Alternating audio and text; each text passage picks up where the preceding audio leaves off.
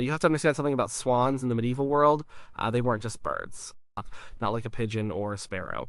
A swan was a statement. It was a living, swimming piece of property that showed everyone you were important. Think of it like a luxury car today, but one that could fly away if you weren't careful. And that's where the whole business of swan marking came from. It was all about ownership. The bird in question was the mute swan.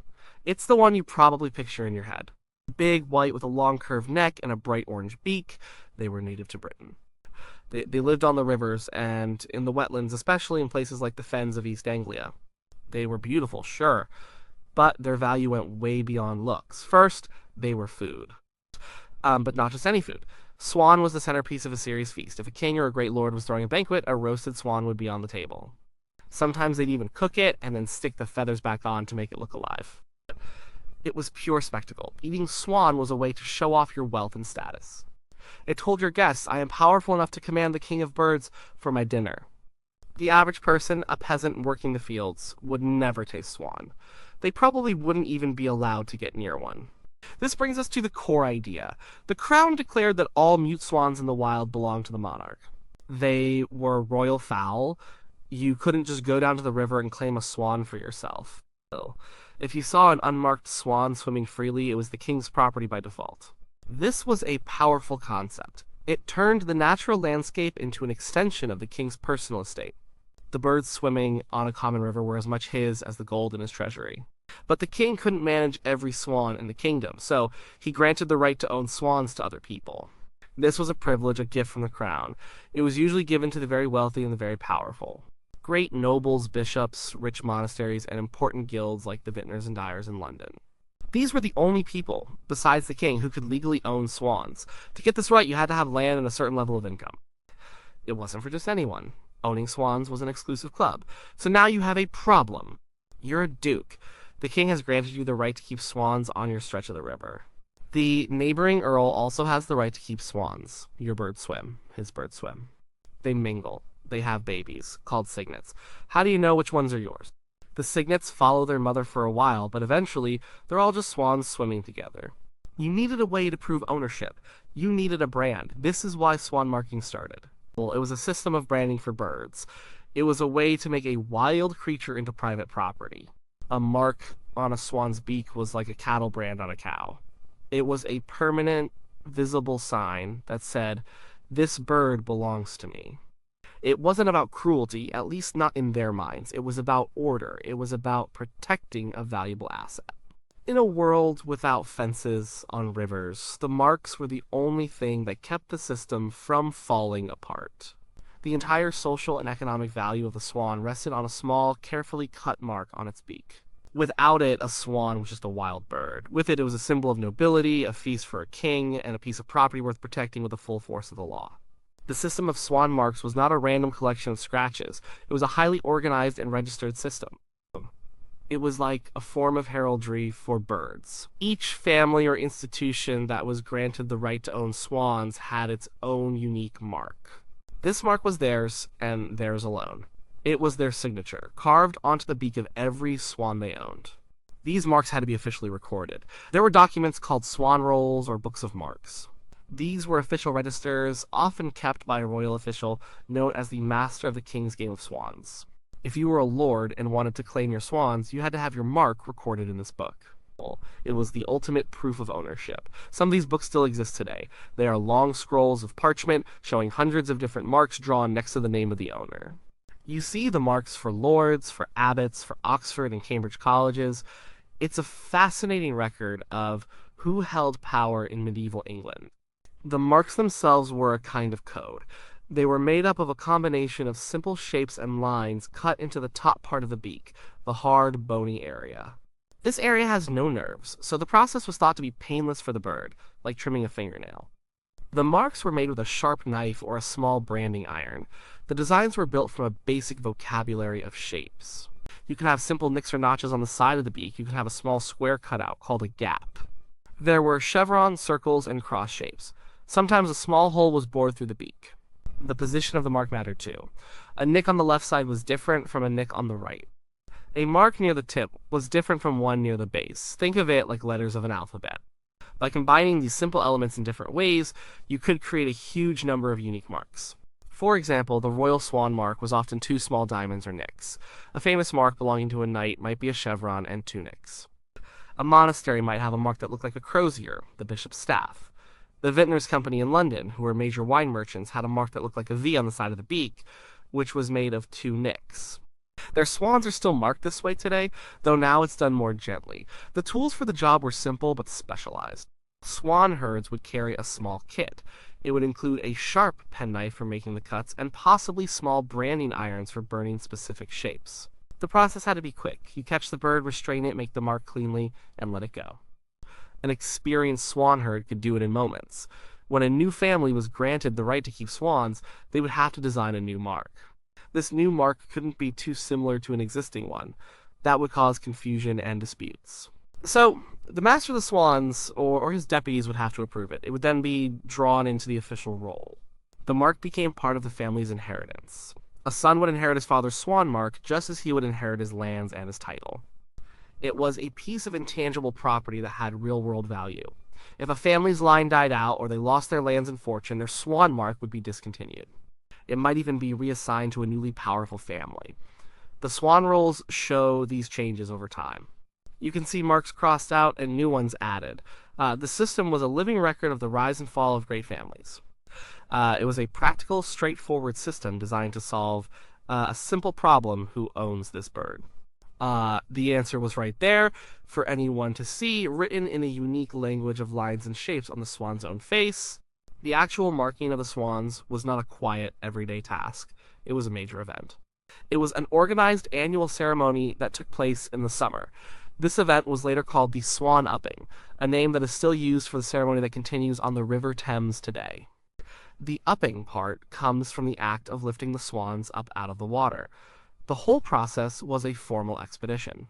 The King Swan Master, along with the Swan Masters of the other major owners, like the Vintners and Dyers Companies, would set off up the river. They traveled in large rowing boats, called skiffs. It was quite a sight. The boats were decorated with flags and banners showing the coats of arms of their owners. The men, the swan herds or swan uppers, wore special uniforms or liveries. It was a procession on the water, a display of tradition and authority. The main purpose was to find all the new cygnets that had been born that year and mark them. The expedition would slowly make its way upriver, covering a specific stretch over several days. When they spotted a family of swans to parent birds with their group of cygnets, the boats would work together to surround them. They would herd the family towards the riverbank. This took skill. Swans are powerful birds and can be aggressive, especially when defending their young. Once the family was cornered, the men would jump into the shallow water and catch the birds. They were experts at handling them, grabbing them in a way that kept both the bird and the man safe. The cry "all up" would be heard when a family of swans was captured. Then came the crucial part. The swan uppers would examine the parent birds. They would look at the marks on their beaks. If both the male cob and the female pen had the same mark, then all of their cygnets would be given that same mark. For example, if both parents belonged to the Earl of Warwick, all the cygnets would be marked with the Earl of Warwick's mark. But what if the parents had different marks? This was common, as swans from different owners would pair up. There was a clear rule for this. The cygnets would be divided. Half would get the mark of the father, and the other half would get the mark of the mother. If there was an odd number of cygnets, say 5, the rule was that the owner of the cob, the male swan, would get the extra one. This was because the male was considered the more dominant and important bird, a reflection of the patriarchal society of the time. And what if one of the parent birds was unmarked? Remember, an unmarked swan belonged to the crown. So, if a marked swan paired with an unmarked one, half the brood would be marked for the owner, and the other half would be marked with the royal mark and claimed for the king. The marking itself was done right there on the riverbank. The young cygnet would be held firmly. The swan herd would take out his knife and quickly and precisely make the cuts on the soft beak of the young bird. By the time the cygnet was a year old, its beak would have hardened, and the mark would be permanent. After the marking, the cygnets, along with their parents, were released back into the river. The swan uppers would then get back in their boats and continue upriver, looking for the next family. This wasn't just about property, it was a census. The Swan Master kept records of how many new birds were marked for each owner. It was a way of managing the swan population. It was also a public spectacle. People would gather on the banks of the river to watch the procession. It was a tradition that reinforced the social order. It was a visible reminder of who owned the landscape and everything in it. The Swan Upping was a piece of living theater, a practical task wrapped in ceremony, confirming the power of the crown and the great lords year after year. A system that protects such valuable property needs strong rules, and the rules around swan ownership were incredibly strict. They weren't just suggestions, they were laws. Breaking them could lead to severe punishment. The whole structure of swan marking was supported by a legal framework that showed just how seriously the elite took their birds.